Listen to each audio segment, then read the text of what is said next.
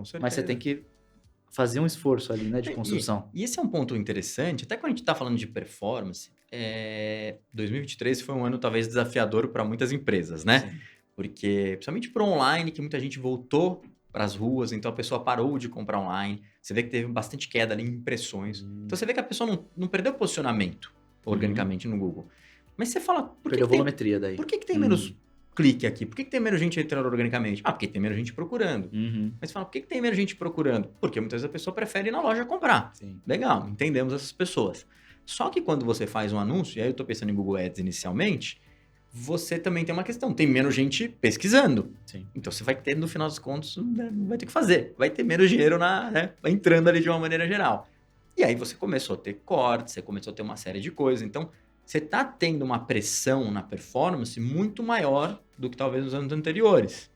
E aí a minha dúvida é, hoje, como que, até através do marketing, talvez você consiga otimizar isso? Ou seja, é possível, através de parte de branding, principalmente eu acho que é o nosso foco, melhorar essas campanhas? Porque o que você falou para mim agora há pouco olha, a gente fez uma campanha, né, ou várias campanhas, as pessoas se cadastravam, mas não faziam segunda coisa mais importante, que é depositar dinheiro, né? Que é o que importa.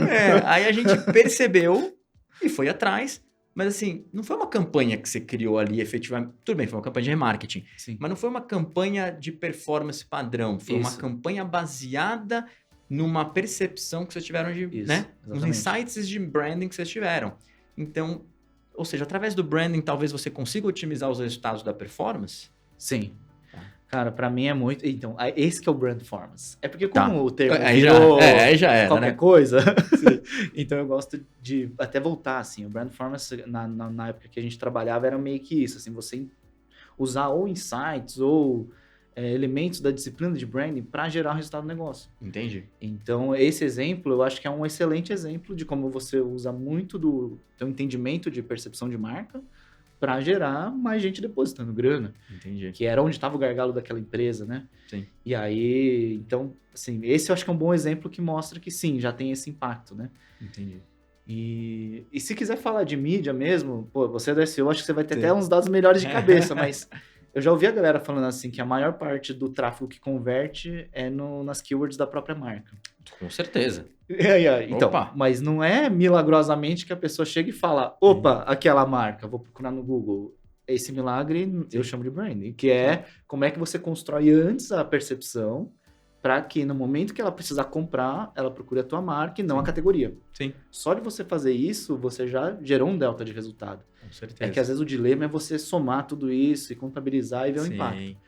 Mas eu penso um pouco nessa lógica. Se for pegar o branding mais tradicional, é aquilo que se fala de disponibilidade mental, disponibilidade física, né? Sim.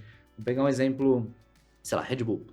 Cara, a disponibilidade física é ali estar disponível na gôndola, geladinho, por isso tem uma geladeira, para quando você for no supermercado, ou no posto, ou na balada, e você ter ali disponível para tomar, beleza. Perfeito. Essa é uma parte. Por isso que trade marketing lá eu chuto que deva ser um time gigante.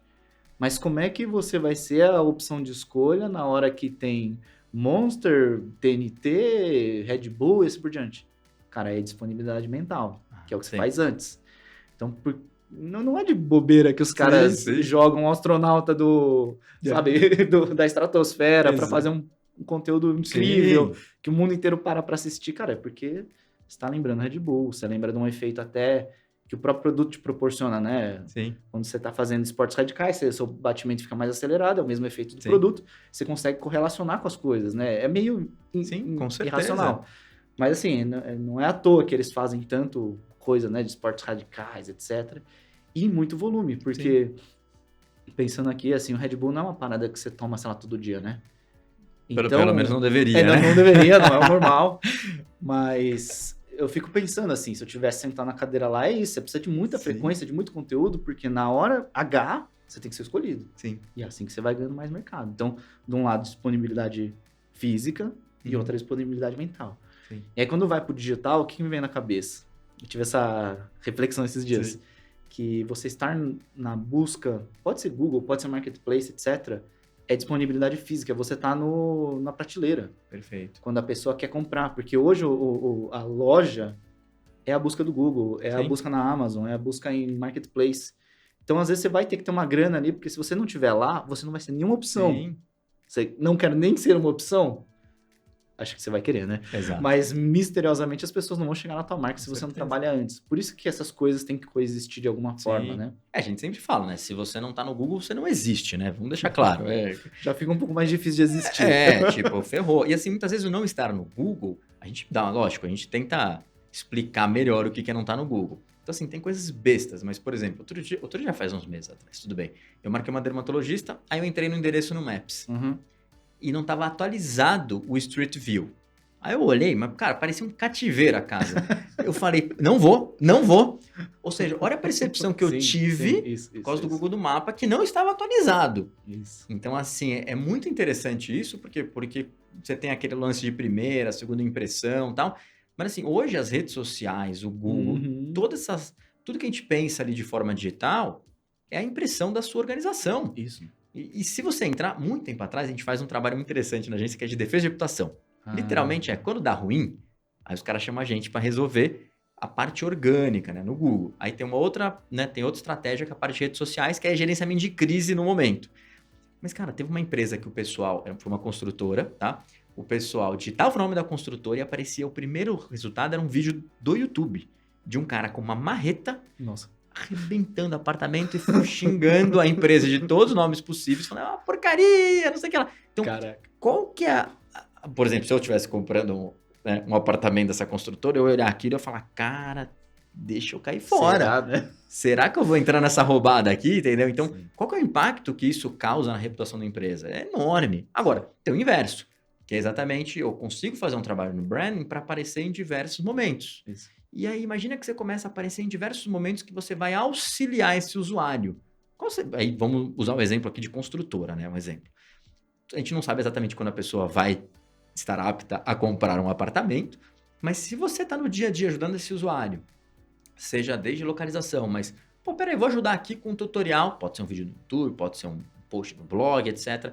Desde pendurar um quadro ou problemas cotidianos na sua casa, você está com essa marca lá na tua cabeça. Uhum. Ela está sendo conhecida, e muitas vezes uma marca que você está habituado, você tem uma facilidade maior de comprar. Isso. Organicamente, eu vou até te dar... A gente não tem os dados precisos, mas assim, a gente tem essa percepção. As marcas que têm um trabalho bem feito e que são mais conhecidas, toda vez que a gente... quando a gente está falando em SEO, a gente sempre trabalha muito de título e descrição, que é o title da página e a meta name description, né? Então, a gente descobriu que toda vez que a gente coloca o nome da marca de forma proeminente, você tem um aumento no CTR. Aí, ó. Mas por quê? Porque a marca é conhecida. E a gente descobriu que, normalmente, as empresas menores, que já não têm um trabalho de marca, isso não influencia.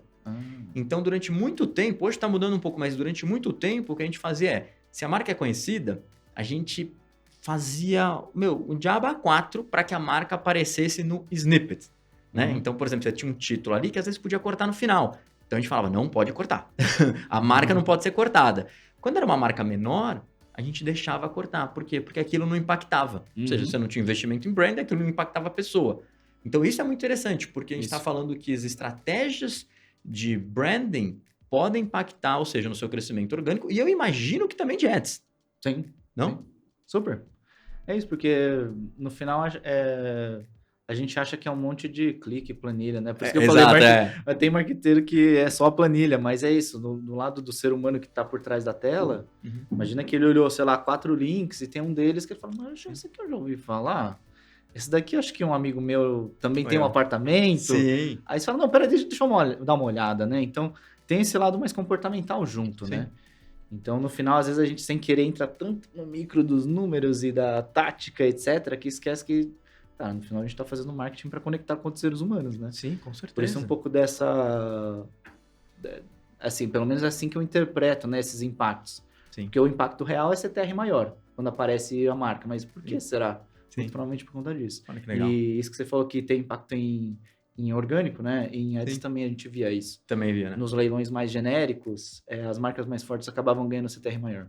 Que legal, né? Porque no final é isso, né? A gente pega marcas que estão há muitos anos aí, pega a Coca-Cola. Por que os caras continuam fazendo anúncio? Porque se você for ver, todo mundo toma Coca-Cola e os caras continuam fazendo, porque eles sabem a importância, provavelmente, da marca, né?